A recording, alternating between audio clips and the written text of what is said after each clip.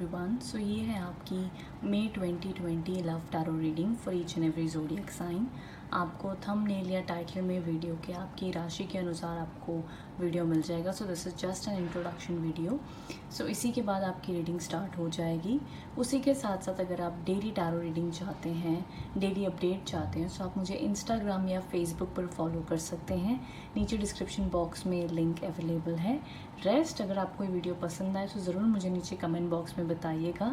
Don't forget to like, share and subscribe to this channel also, ताकि आपको daily update मिलती रहे या जब भी मैं वीडियो पोस्ट करूँ तो आपको अपडेट आए।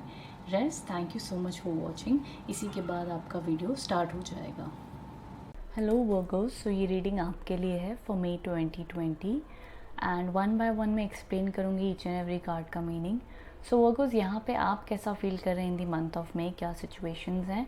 सो आपको देखते हुए लगता है कि कहीं ना कहीं वर्गोस आप बहुत ज़्यादा परेशान हैं। हम कहते हैं ना, बहुत लोग कह रहे होंगे मैम अपने कार्ड उल्टा तो नहीं पकड़ा हुआ। जी नहीं, ये कार्ड उल्टा नहीं है। इस कार्ड का मीनिंग है कि पर्सन उल्टा लटका हुआ है एंड उसके ऑलमोस्ट एक टांग पे वो लटका हुआ है। ये सिचुएशन तब अराइज होती हैं, कार्ड तब आते हैं जब इंसान अपनी ज़िंदगी में उससे लगता है कि मैं ना आगे जा पा रहा हूँ ना पीछे जा पा रहा हूँ, मुझे कोई चीज़ समझ नहीं आ रही, मैं ब्लैंक हो गया हूँ, मुझे नहीं समझ आ रहा मैं ज़िंदगी में क्या करूँ या मेरे साथ ये क्यों, अब मुझे क्या करना चाहिए। तो परिस्थिति समझ में नहीं आ रही और ये हम जनरली कहते हैं कि चाह कर भी कोई एक्शन नहीं ले पा रहे, कुछ समझ नहीं पा रहे हैं, टेंशन है, वरी है, चैलेंजेस हैं, बट उसका सोल्यूशन कैसे निकालें, कैसे हैंडल करें, नहीं समझ आ रहा। सो वर्गोस कहीं ना कहीं आप इस समय से, इस दौर से गुजरते हुए दिखते हैं। तो ये कार्ड को देखते हुए मैं ये तो नहीं कह सकती हूँ वर्गोस कि आपकी लाइफ में फ्रॉम योर साइड कि बहुत ही ज़्यादा किसी प्रकार का रिलेशनशिप की स्मूथ राइड चल रही, रिलेशनशिप में डिफ़िकल्टीज एंड चैलेंजेस चल रहे हैं करंटली। एंड हो सकता है ये माइनर हो कुछ टाइम के लिए, बट जब मोस्टली ये कार्ड देखे जाते तो लगता है 1-2 महीने या उससे बहुत पहले से ही ये सिचुएशन चल रही है। सो ये कोई छोटी मोटी सिचुएशन में ये कार्ड्स नहीं आते हैं, कोई बड़ी प्रॉब्लम के तौर पे ही मोस्टली ये कार्ड्स आते हैं। बट इन जनरल ऑल्सो मैं कहूँगी, अगर मुझे मिनिमम कहना हो तो ये स्थिति में अगर आप शांति बनाए रखें तो ये माइनर प्रॉब्लम्स भी कहीं जा सकती है। तो वर्गोस एकदम से टेंशन में ना आ जाए कि पता नहीं अभी ये चीज़ और कितनी बड़ी हो जाएगी। So don't worry regarding that. But yes, कुछ महीने पहले से अगर बहुत ज़्यादा प्रॉब्लम चल रही तो ये एक, हम कहते हैं ना कि भैया सोल्यूशन थोड़ा टाइम के बाद मिलेगा, ऐसा है। आपके पार्टनर की मैं बात करूँ ना, तो बिफोर आई स्टार्ट, जैसे कि वर्गोस आपके ना बहुत सारे कार्ड्स में पीछे एक तरीके का वाइट सा बैकग्राउंड है। तो जनरली ऐसी रीडिंग्स में हम कहते हैं कि पर्सन की ज़िंदगी में, हम कहते हैं ना कि थोड़ा सा ज़िंदगी में हम कहते हैं रंगों की कमी है, या इंसान की ज़िंदगी में रोमांस थोड़ा सा कम हुआ पड़ा है, डिफ़िकल्टीज चल रही हैं, ये स्थिति बन सकती है। या इंसान अपनी खुद की तरफ से ही ज़्यादा प्रैक्टिकल हुआ पड़ा है, वो ये सोचता है कि यार अब प्यार में कुछ नहीं रखा, मुझे प्यार पे फोकस नहीं करना, मुझे अपने काम पे ध्यान देना है, मेरी अलग रिस्पॉन्सिबिलिटीज़ हैं, मेरे पास अभी टाइम नहीं है लव लाइफ के लिए, ये भी होता है। वहीं बीच में अगर मैं आपके पार्टनर की बात करूं तो कुछ वर्गोस के लिए मैं कहूँगी, ओनली फॉर सर्टन वर्गोस, सबके लिए नहीं, कि कोई थर्ड पार्टी सिचुएशन की इन्वॉल्वमेंट हो सकती है, या आपको पता चला हो कि शायद से आपके पार्टनर का कहीं और रिश्ता है या कोई अट्रैक्शन या अटैचमेंट है, ये हो सकता है। बट माय डियर वर्गोस, ये सब वर्गोस के लिए एप्लीकेबल नहीं है। जिनके साथ ये हुआ है, एक्सपीरियंस है, डाउट है, पूरी श्योरिटी है, तब भी शक्कर इन, तो कहाँ आप बेचारे अपने पार्टनर पे इतना ज़्यादा ब्लेम ना कर दें। वो बेचारे कुछ ना भी करो तो आप जाके पूछ लें तुम्हारा कहीं कोई और कुछ चक्कर है, ऐसा ना करें। अगर आप श्योर हो, आपको पता चला है, एविडेंस है, तब आप you can connect with this situation, नहीं तो बेवजह अपने पार्टनर को ना सताएं। उसके अलावा ये कार्ड डिनोट करता है, इफ़ नॉट दिस सिचुएशन, जो दूसरे वर्गोस है उनके लिए ये कार्ड डिनोट करता है कि येस, आपकी स्थिति ऐसी है कि आप कोई ज़िंदगी में, आपकी लव लाइफ में जो भी चैलेंजेस आए हैं, आप उसमें क्लियर नहीं हो, डिसीजन नहीं ले पा रहे हो, बट आपके पार्टनर उतने इफेक्ट हुए ही नहीं उस प्रॉब्लम से, वो तो चिल हैं, वो तो कह रहे हैं कि भैया ठीक है तुम देख लो, मैं तो फिर भी संभालूंगी। उन्हें इतना फ़र्क नहीं पड़ रहा जितना फ़र्क आपको पड़ रहा है। वो फिर भी ईजी गोइंग है, या एडजस्टेबल पर्सन है, या फन लविंग है, या इतने कोई स्ट्रिक्ट कोई बात को पकड़ के नहीं बैठे, या तो उन्हें फ़र्क ही नहीं पड़ रहा है, या वो रिलैक्सड हैं, या वो इतना ध्यान ही नहीं दे रहे। बट मैं ये नहीं कहूँगी कि एकदम ही आपको डिस्ट्रैक्टेड हैं, स्टिल वो इस प्रॉब्लम को ज़्यादा मुद्दा बना ही नहीं रहे हैं, मुद्दा आपके लिए बन गया है, ये भी सिचुएशंस होती हैं। So he is adjustable at this point, मैं ये कह सकती हूँ। सेकंड पहलू में ये भी कहा जाता है।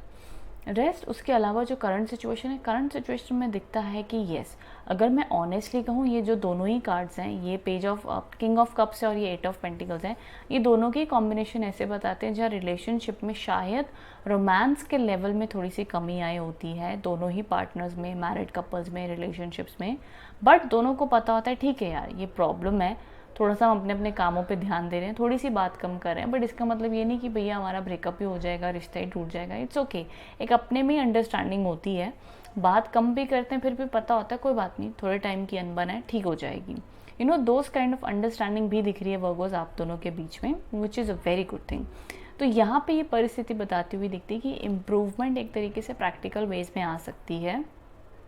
सो मई मंथ में मुझे और कोई प्रॉब्लम्स आती हुई नहीं दिख रही है Virgo's, it is a good phase. But थोड़ा थोड़ा दोनों ना अपने ही, हम कह सकते हैं अपनी ही दुनिया में है, इतना कनेक्टेड नहीं है एक दूसरे से मई मंथ में, ये पॉसिबिलिटी दिखती है। वहीं जहाँ पे मैं कहना चाहूँगी, जैसे कि मैं कह रही हूँ दोनों ही पार्टीज़ अपनी अपनी दुनिया में, वहीं आपके लिए गाइडेंस कार्ड भी कहता है कि सैंक्चुरी। सैंक्चुरी का मतलब ये होता है, हम कहते हैं ना ज़िंदगी में आपको अकेले रहने की भी आदत होनी चाहिए। कई बार इतनी रिस्पॉन्सिबिलिटी, इतना कुछ हम अपनी ज़िंदगी में दूसरों के लिए करते हैं कि हम शायद से खुद का ख्याल रखना ही भूल जाते हैं। इसीलिए यहाँ पे लिखा है renew your self and thrive. इसका मतलब ये होता है कि अपने आप को एक नया नज़रिया दें, अपने आप को स्पेस दें, आपको जो दिल को अच्छा लगता है वो करने की कोशिश करें। कई बार ऐसे होता है ना कि हम दूसरों को ही खुश करने में लगे होते हैं, तुम्हें क्या पसंद है, तुमको ये नहीं पसंद, अच्छा ठीक है, तुम्हें ये पसंद है ठीक है, फिर हम हमारी चीज़ भी पसंद आ जाए उनको, उसके लिए भी रिक्वेस्ट करते हैं कि भैया मैं ये चाहता हूँ ये कर लो, तुम नहीं करोगे तो मुझे अच्छा नहीं लगेगा मेरा तो हम ना मनाने में इतना कई बार थक जाता है इंसान। तो कई बार खुद को खुश रखने के लिए अकेला बैठना भी बहुत ज़रूरी होता है। अपने आप को जो चीज़ भी आपको खुशी देती है, बिना किसी की परमिशन, बिना किसी को समझाए, बिना किसी को एक्सप्लेनेशन दिए, वो चीज़ करनी भी बहुत ज़रूरी होती है। कोई आपको समझे ना समझे, इट कैन बी एनीथिंग जो आपको पसंद हो, कोई हॉबी, कोई भी चीज़ हो, एक आराम से बैठना ही क्यों ना हो, अपनी मनमानी करना ही क्यों ना हो, समथिंग, सिर्फ अपने बारे में भी ज़रा सा ख्याल रखना इज़ वेरी नेसेसरी। जैसे कि आप यहाँ पे देख सकते हो, ये सबसे बेस्ट एग्जांपल होगा। यहाँ पर ये लड़की ना अपना काम कर रही है, ये इमेज ऐसी बनी कि वो कोई कारीगरी कर रही है और कोई काम बना रही है, उसने इतने सारे अपने काम कर लिए और वो पूरी मग्न है उसमें, उसे किसी चीज़ की परवाह नहीं, किसी चीज़ की टेंशन नहीं है, उसका काम है, उसका पैशन है। ये अलग तरीक़ों में आ सकता है, किसी को कुकिंग पसंद है, किसी को थोड़ा सा दिन भर बैठ के नेटफ्लिक्स देखना पसंद है, तो कोई भी अपनी डिज़ायर्स हो सकते हैं जो आपको अपनी ज़िंदगी में एक सॉलिट्यूड, रिलैक्सेशन देती हो।